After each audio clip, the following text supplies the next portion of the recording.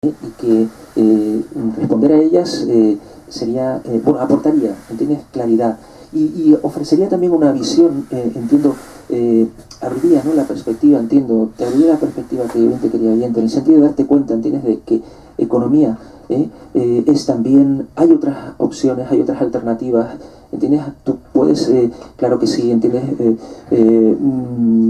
pues montar, como suele decir, ¿no?, una empresa, ¿entiendes? Pero hay muchas empresas, hay empresas como por ejemplo las misiones en el mundo, que tiene que ver con que personas compran un billete de avión y para eso hace falta recursos y empiezan a hacer circular la economía, empiezan a hacer circular el dinero, compran un billete de avión después de haber formado a esa persona en un discipulado, esas personas que van de misioneros a otros países para llevar, ¿entiendes?, bienestar, para llevar ánimo, para llevar enseñanza, para que personas de regiones, países subdesarrollados pues puedan pues tener sus niños en la escuela, salgan de la marginación, de la prostitución y haya esperanza, una esperanza de vida.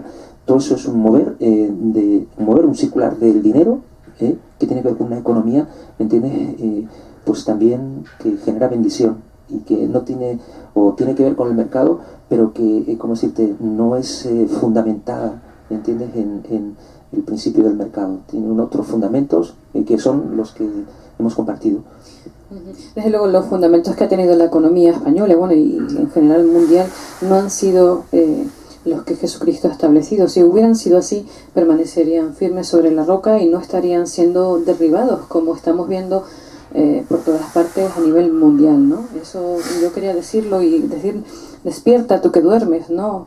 De los movimientos que dijiste antes, de fenómenos económicos como algo natural, yo diría, Luis, no puede ser, como dicen ellos, que sea natural que un padre de familia, después de estar esclavizado toda una vida, después de renuncias, después de incluso niños mal atendidos, que bueno, esa parte, en fin, yo no estoy muy de acuerdo, pero también lo han hecho, y al final se vean todos en la calle sin comida, sin techo, pasando frío, pasando hambre, ¿no? Entonces ese sistema está queriendo como producir por todos lados, y lo vemos cada vez más, una serie de esclavos, marioneta, y finalmente solo unos pocos ser beneficiados. Una gran diferencia entre lo que es riqueza y pobreza, Luis. Y bueno, yo quería especificar que Jesucristo dijo: yo soy el camino, la verdad y la vida, y creo que, como tú dijiste antes, que para salir de Egipto hay que clamar, pues que es hora de que el pueblo español y que todas las personas que nos puedan estar escuchando vuelvan su rostro hacia Dios, se arrepientan, clamen y busquen de su ayuda, porque solo Él les va a salvar, les va a ayudar, ¿no? Y les puede librar de los planes ocultos, Luis, que no son nada claros, de los planes de los Illuminati, de los masones, del Club Bilderberg y muchos otros que hay por ahí, que simplemente buscan hacer su rincón financiero a costa de marionetas esclavas, ¿no? Así es. Pues bien, este es el mensaje, querido oyente, en esta sección. Vamos a pasar a la siguiente, donde vamos a hablar de la llave de la humildad, la llave prometida de la semana, y vamos a dejarte con un tiempo de recreo musical.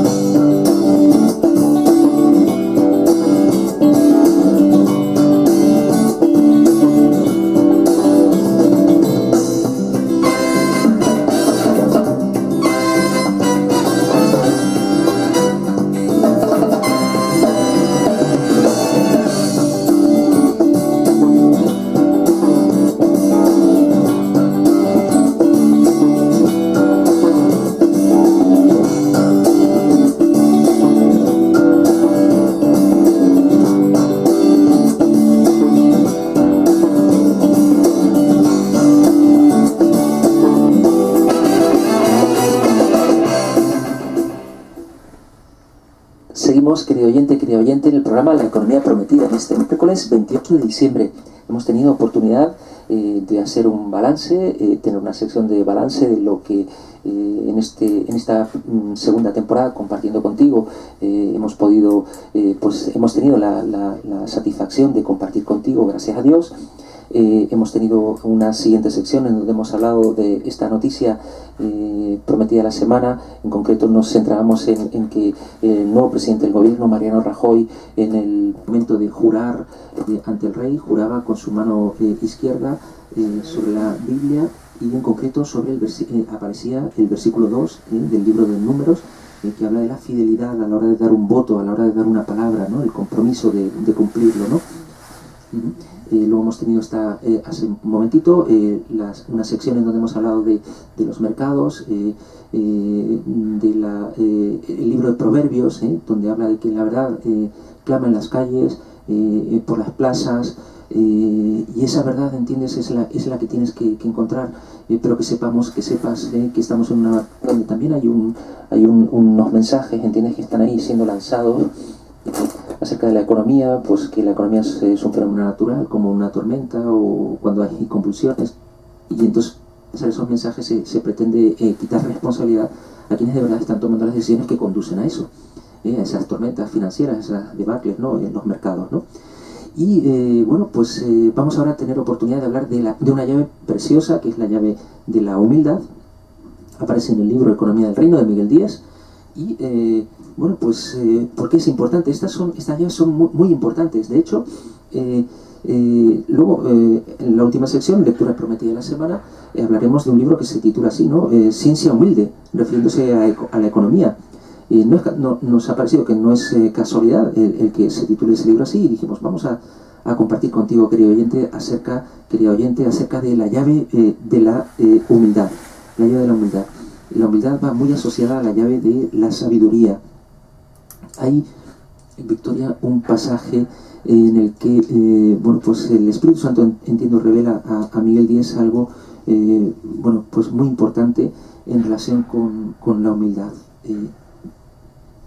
Sí, dice así: la humildad nos mantiene conscientes de que nuestra vida está en vilo, como si estuviéramos bajo la espada de Damocles, porque estamos siempre con el cuello expuesto a la palabra de Dios, que puede transformarse en cualquier momento en un hacha que nos corta la cabeza si la levantamos altivamente, o ser siempre un bisturí certero que nos libra de toda lacra peligrosa, como en una continua cirugía estética del alma, si la mantenemos bajada en adoración y obediencia a ella. Sí. Me ha parecido esto, ¿entiendes? Querido oyente, algo impresionante, ¿verdad? Pues esto, siempre esa actitud, la humildad es la que nos mantiene conscientes de que nuestra vida está en vilo, Y fíjate qué analogía tan preciosa, ¿verdad? Como si estuviéramos ahí con el cuello expuesto a la palabra de Dios. Entonces, la humildad es la que nos llevará a tener ese cuello, ¿entiendes? Pues entendemos pues sujetos, ¿no? Sujetos a la palabra de Dios, y esa palabra de Dios puede actuar de una forma o de otra. Entonces pues la humildad es la que hace que estemos dispuestos a recibir todo lo que en la palabra esté expuesto, ¿verdad? También, Victoria, como complemento, ¿verdad?, a esto, Sí, continúa diciendo: nuestra vida pende de un hilo, pero irrompible si estamos colgados de la gracia de Dios, en la cual nos podemos mantener únicamente si permanecemos en humildad, aunque las tijeras de Dios siempre lo pueden cortar fácilmente si dejamos que fermente el orgullo en nuestro corazón. Aquí es un mensaje, ¿verdad?, también pues de esperanza. Es un hilo irrompible, la humildad es la que nos mantiene conscientes de que nuestra vida está en vilo, como pendiente de un hilo. Ese hilo es irrompible si estamos, dice, colgados de la gracia de Dios, y nos podemos mantener únicamente colgados de la gracia de Dios si permanecemos en humildad, aunque las tijeras de Dios, que son unas tijeras poderosas, pues siempre lo pueden cortar fácilmente si dejamos que fermente el orgullo en nuestro corazón. Claro, y dirás tú, querido oyente, ¿y esta llave de la humildad qué tiene que ver con la economía, ¿no?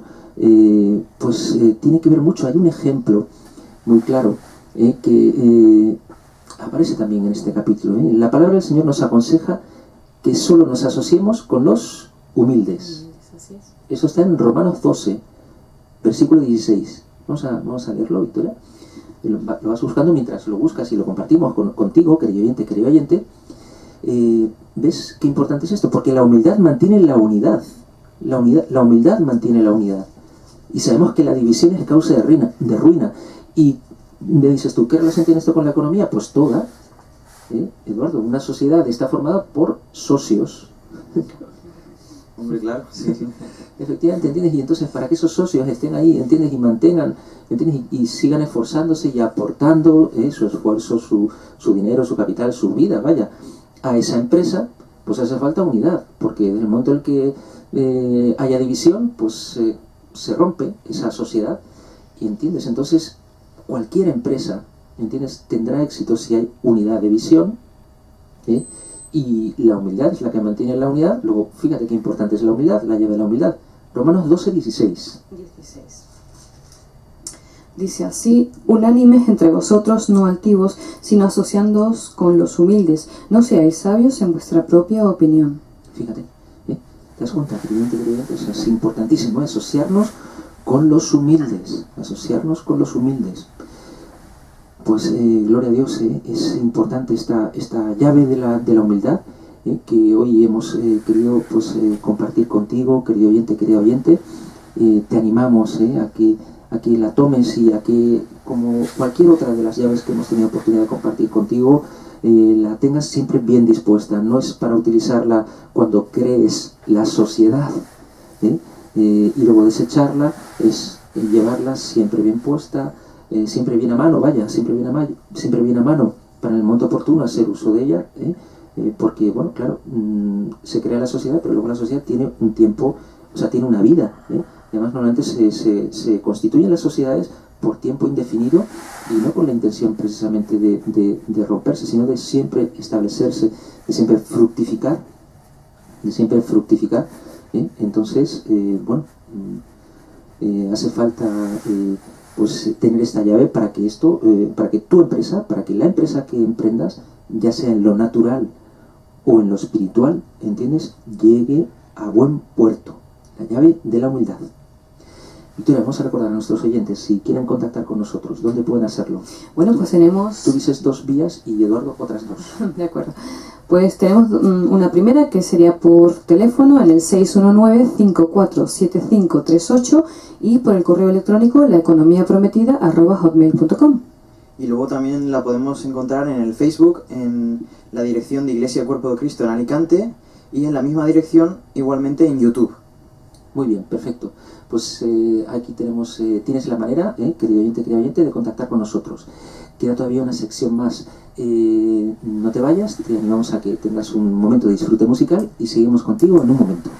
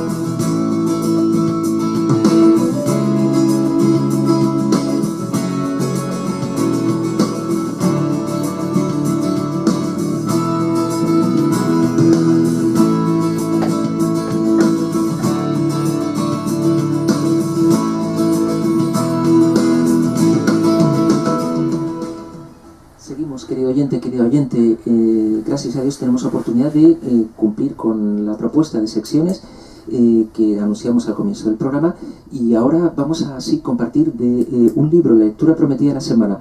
El libro se titula La ciencia humilde, economía para ciudadanos. El autor es Alfredo Pastor. Este autor comienza, ¿verdad?, el libro destacando las limitaciones de la economía. Y esto, pues fíjate en qué términos. Es importante, y por eso hemos compartido contigo acerca de la llave de la humildad. Fíjate lo que dice en relación con la economía, ¿verdad? Dice, como en cualquier fenómeno social, en primer lugar, esperamos que contribuya a este estudio del libro, ¿no? El libro, esperamos que contribuya a rehusar ciertos tópicos. Es alarmante, por ejemplo, dice, observar hasta qué punto términos en apariencia técnicos se dirigen en realidad no a nuestro entendimiento, sino a nuestras emociones, para despertar en nosotros sentimientos de aprobación o rechazo. De esta manera se consigue que admitamos como razonamiento lo que no es más que propaganda. Bueno, esto tiene que mucho de parecido este mensaje con lo que hemos compartido antes, ¿no? El libro de los mercados, ¿no? Quienes nos gobiernan, que hablan de que hay ideas, ¿no? Que se lanzan, la economía es como, pues eso, como una tormenta, los precios suben y bajan como las mareas, en fin. Entonces, claro, esto es un poco esta idea, ¿no? Bueno, en definitiva, el economista puede advertir de los riesgos, por ejemplo, de la política de pleno empleo, dice, ¿no?, el autor. Calcular cuánto cuesta la asistencia sanitaria, estimar los efectos de un aumento de los impuestos sobre las ganas de trabajar de la gente. Y esto es importante ahora, escucha. Dice, pero no puede ir más allá. No puede ir más allá. O sea, está un poco reconociendo la limitación, ¿verdad?, de la economía. Por eso el título, ¿no?, La ciencia humilde. Las preguntas ha de contestarlas quizá no el político, ocupado como está en asuntos más urgentes, pero sí cada ciudadano. Y la respuesta del economista no tiene más peso que la de otro cualquiera. Entonces, aquí es, bueno, esta frase, ¿no?, es un poco la clave, ¿no?, del mensaje de la ciencia humilde. La economía tiene una tarea, pues como dice aquí, puede dar respuesta o advertir acerca de los riesgos de la política de pleno empleo, puede calcular cuánto cuesta la asistencia sanitaria, estimar los efectos de un aumento de los impuestos sobre las ganas de trabajar de la gente. Ahora, tomar la decisión de qué nivel de impuestos, eso ya no le compete, ¿entiendes?, a la economía. Para eso ya habrá que tomar, ¿entiendes?, una decisión en donde se incluyen, bueno, pues aspectos que son bien de política, aunque aquí dice que el político estará ocupado más en los asuntos urgentes, pero al final alguien tendrá que tomar una decisión. Y por eso es importante que caigamos en la cuenta también, ¿entiendes?, de que hace falta estar bien, ¿sabes?, bien fundamentado, ¿entiendes?, desde un punto de vista moral, desde un punto de vista de principios, ¿entiendes?, ideológicos. Claro, si estamos anclados en Jesucristo, pues sabemos que vamos a llegar a buen puerto. Si no es así, bueno, pues a la vista están los hechos, ¿verdad? Mira, este libro también es interesante, querido oyente, pues porque nos habla acerca de conceptos como, por ejemplo, el PIB, el Producto Interior Bruto, Eduardo, que bueno, tenemos aquí, tiene una serie de limitaciones. Esta variable, el Producto Interior Bruto, se suele utilizar como expresión del crecimiento, ¿no?, como un exponente del crecimiento de un país. Bueno, resulta que este concepto, siendo útil, tiene sus limitaciones, ¿no? Pues están las limitaciones de tipo estadístico, están las limitaciones en el sentido de que bueno, pues no se tiene en cuenta lo que es el consumo de capital en el propio valor del Producto Interior Bruto. Da un ejemplo de un país, en el caso de Indonesia, dice, en que la tasa de crecimiento del PIB del 7,5% anunciada durante la década de los 80 se redujo a la mitad cuando se tuvo en cuenta el consumo de recursos forestales no renovables.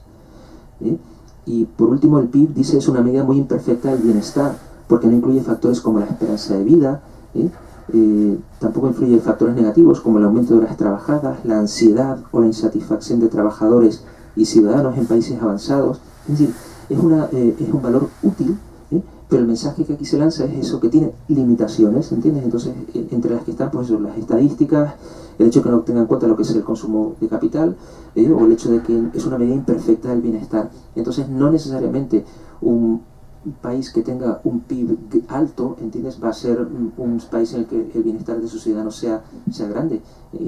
Esto es importante también tenerlo en cuenta. Eduardo, ¿tú querías también comentar algo?